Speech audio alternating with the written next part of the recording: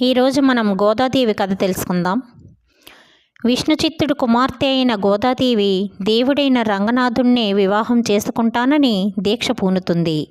అందుకని ఆమె ధనుర్మాసంలో వేకువనే నిద్రలేచి విష్ణు పూజ చేసి తన అనుభవాల్ని భావాన్ని ఒక గేయం అంటే పాసురం రూపంలో రచించింది. ఇలా ప్రతిరోజు ఒక పాసురం చొప్పున 30 పాసురాలను రచించి వాటిని శ్రీ మహావిష్ణువుకు అంకితం చేసింది. అప్పుడు విష్ణువు ప్రత్యక్షమై శ్రీరంగం రమ్మనుట, ఆమె తండ్రిని తీసుకుని శ్రీరంగం వెళ్ళుట, శ్రీరంగంలో రంగనాథస్వామితో వివాహం జరుగుట, వివాహం తర్వాత గోదాదేవి రంగనాథునిలో ఐక్యం చెందటంతో కథ ముగుస్తుంది. ఈ పాసురాలను పారాయణ చేయటమే తిరుప్పావై అంటారు.